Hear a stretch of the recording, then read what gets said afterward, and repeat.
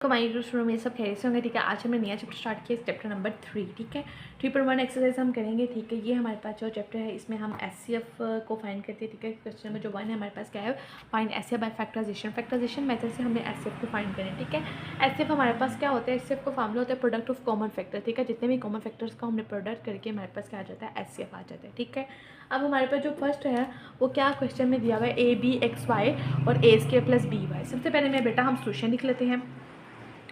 Solution लिखने के बाद आप लिखेंगे फैक्टराइजेशन मेथड के थ्रू करना है ना, तो फैक्टराइजेशन ऑफ, ठीक है, factorization of A B X Y की क्या फैक्टराइजेशन है, और फैक्टराइजेशन ऑफ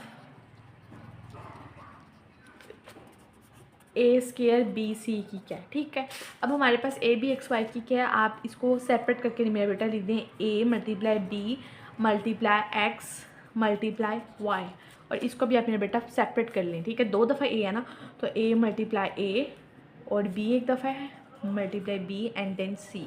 ठीक है, तो आपने ये कर लिया। अब मेरा बेटा आप इनमें से हमारे पास इन दोनों फैक्टराइजेशन में से कॉमन क्या चीज़ हो रही है, ये दोनों कॉमन है, तो आप इसको इस तरह से बना लें। ये वाला बी यहाँ पे भी है और यहाँ पे भी है, तो आप इसको इस तरह से बना लें। ठीक है, तो हमारे पास कॉमन फैक्टर्स कौन से मेरा बेटा निकले हैं, हमारे पास कॉमन फैक्टर्स निकले हैं, common factors A and B. HCF हम किस तरह से फाइंड करते हैं कि हम कॉमन फैक्टर्स को क्या कर देंगे मेरा बेटा, प्रोडक्ट कर देंगे। प्रोडक्ट मतलब इनको हम मल्टीप्लाई करवा देंगे, तो ए मल्टीप्लाई बी, तो हमारे पास जो एचसीएफ आया वो क्या आया, ए बी, हमारे पास इसका फाइनल आंसर आ गया। ठीक है, क्वेश्चन नंबर 2 भी बिल्कुल एज इट इज़ इसकी तरह ही, उसको हम देख लेते हैं। तो मेरा बेटा हमारे पास जो सेकंड है वो क्या है, 6p/q/r और 15q/r है। ठीक है, फैक्टराइजेशन करवा के हमने इसका ऐसे फाइंड करना है, तो 6p/q/r का मैंने फैक्टराइजेशन करवाएंगे, इसको हमने ना सेपरेट करके लिख देते हैं। अगर हम 2 3 का भी हमारे पास 6 ही होता है ना, ठीक है, 2 3 का भी 6 होता है, तो मैं इसको 6 को इस तरह से लिख सकती हूँ, 2 × 3। ठीक है, और मेरा बेटा हमारे पास 5 3 का भी 15 होता है। ठीक है, तो मैं इसको इस तरह से लिख सकती हूँ, 5 और 3। ऐसे लिखने से ये हुआ कि हमारे पास 3 3 यहाँ पे क्या आ जाएगा, कॉमन आ जाएगा। अब p एक दफ़ा है वो लिख दूँगी, फिर q है हमारे पास वो लिख दूँगी, एंड देन हमारे पास क्या r, 2 3 6 p/q/r। ठीक है, अब मेरा बेटा यहाँ पे क्या है, q/r/s, तो q/r एंड s। ठीक है, सेपरेट करके दीजिए। आप इसको इस तरह से भी कर सकते हैं, और 6 का आप फैक्टर भी बना सकते हैं, 2 3 6 और 3 1 3, तो 2 और 3 आपने लिख दिया। ठीक है, आप इसको इस तरह से भी कर सकते हैं। अब मेरा बेटा यहाँ पे हमारे पास कॉमन क्या आ रहा है, कॉमन सिर्फ हमारे पास यहाँ पे 3 आ रहा है, और हमारे पास यहाँ पे q आ रहा है, एंड देन r आ रहा है। क्या कॉमन हमारे पास आया, 3 चीज़ें कॉमन आई हैं, 3 यहाँ पे 3 q एंड r, इनको जब हमने मल्टीप्लाई करवाना है, ऐसे यही है ना कि product of common factors 3q/r multiply r, तो ये हमारे पास क्या बन जाएगा, 3q/r हमारे पास इसका फाइनल आंसर आ जाएगा। ठीक है, अब हम इसका क्वेश्चन नंबर 3 देख लेते हैं, बहुत ज़्यादा आसान और सिंपल सा, बिल्कुल एज इट इज़ इसकी तरह। अब मेरा बेटा हमने क्या करना है, 8 और 12 की फैक्टराइजेशन निकाल के जो कॉमन आता है उनको फिर हमने प्रोडक्ट करवा के इससे हमारे पास आ जाएगा। ठीक है, तो सबसे पहले मैं 8 का फैक्टर्स बनाती हूँ। ठीक है, 8 2 4 द 8 2 2 द 4 2 1 द 2। ठीक है, 3 टाइम्स है ना, तो मैं इसको 3 टाइम्स ऐसे करके लिख देती हूँ। ठीक है, अब मेरा बेटा हमारे पास x है, x लिख दिया, y हमारे पास 2 दफ़ा है, 2 दफ़ा y लिख दिया, z हमारे पास कितनी दफ़ा है, 3 टाइम्स है, तो यहाँ पे मैंने 3 दफ़ा z लिख दिया। 12 के फैक्टर बनाऊँ अगर मैं, तो 2 6 द 12 2 3 द 6 और 3 1 द 3। ठीक है, ये हमारे पास 12 के बने 2 2 3, तो 2 × 3, x हमारे पास यहाँ पे 2 टाइम्स है, y भी हमारे पास यहाँ पे 2 टाइम्स है, एंड z भी हमारे पास यहाँ पे क्या है, 2 टाइम्स है। अब यहाँ पे हमारे पास कॉमन क्या आ रहा है, ये हमारे पास 2 कॉमन आ रहा है, एंड देन ये 2 कॉमन आ रहा है। ठीक है, और ये वाला x हमारे पास कॉमन आ रहा है, y कॉमन है, यहाँ पे भी y कॉमन है, z कॉमन है, z कॉमन है। ठीक है, जितनी भी चीज़ें हमारे पास कॉमन है तो हम यहाँ पे लिख देंगे, एक ये 2 कॉमन, फिर देन 2 ये, फिर x, फिर मेरे बेटा y, फिर z एंड फिर z। इनको मल्टीप्लाई करवाते हैं, 2 multiply x multiply y multiply z multiply z, 2 2 the 4, x 1 time है, तो x को मैं ऐसे लिख दूँगी, y 2 टाइम्स है तो y स्क्वायर, z भी 2 दफ़ा है तो z स्क्वायर। ये हमारे पास क्या आ गया, इसका फाइनल आंसर आ गया। ठीक है, होप सो समझ आ गई होगी। क्वेश्चन नंबर हम 4 देख लेते हैं अपना। तो ओके जी स्टूडेंट, अब हम अपना क्वेश्चन नंबर 4 देख लेते हैं। ठीक है, उसको भी हमें सेम एज इट इज़ इसी तरह से करना है। ठीक है, 14a square B C and 21a B square. ठीक है, 14 का अगर हम फैक्टर निकालते हैं 14 2 7 का मेरा बेटा क्या होता है 14 एंड 7 1 द 7। ठीक है, 7 1 द 7, ये हमारे पास किसका 14 का निकल आया। क्या निकला है 2 × 7।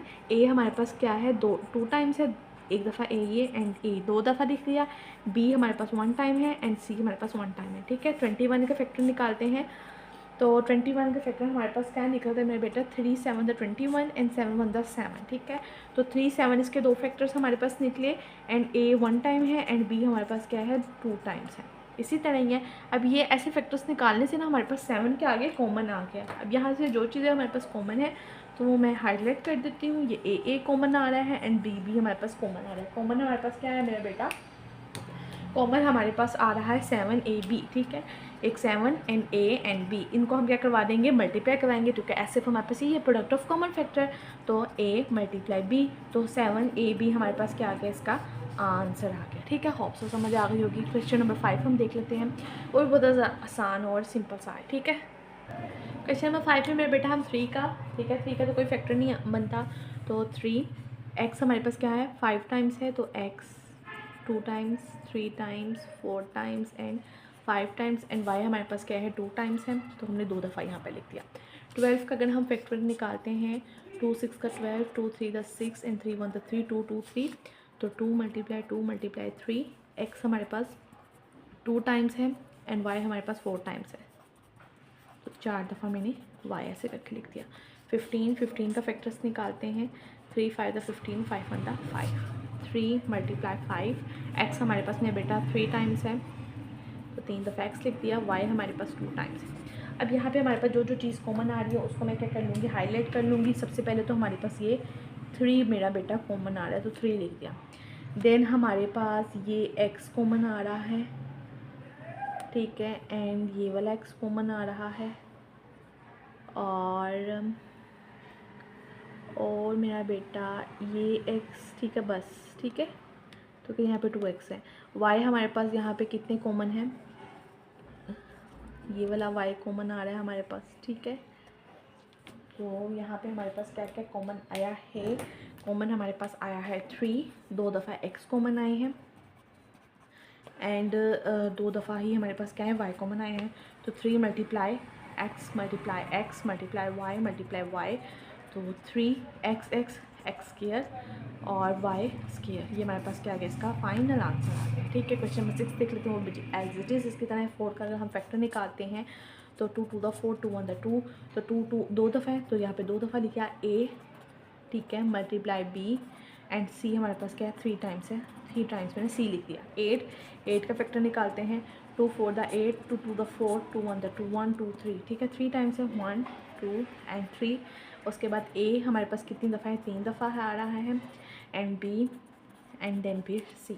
6 का फैक्टर निकालते हैं 2 3 द 6 और 3 1 द 3, तो 2 × 3 × a × b 3 टाइम्स है तो 3 टाइम्स लिख दिया एंड देन हमारे पास c। कॉमन क्या क्या आ रहा है उसको हाईलाइट कर लेंगे, ठीक है, हाईलाइट करते हैं।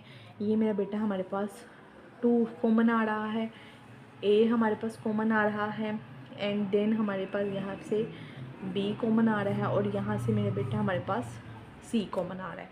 क्या कॉमन आया हमारे पास 2 a b and c, multiply इनको करवाते हैं, ठीक है। एच सी एफ हमारे पास यही है ना, प्रोडक्ट ऑफ कॉमन फैक्टर्स, तो प्रोडक्ट करवा दिए इनको, तो ये हमारे पास क्या बना 2ab c हमारे पास इसका आंसर आ गया। और ये हमारे पास क्वेश्चन नंबर 6 तक कंप्लीट हो गया। होप सो समझ आई होगी, बहुत ज़्यादा आसान और सिंपल से थे, ठीक है। अगर नहीं समझ आई तो वीडियो को पॉज करेंगे, फिर भी समझ नहीं आई तो मुझे कमेंट बॉक्स में मैसेज करें, मैं आपको ज़रूर आंसर दूँगी, ठीक है।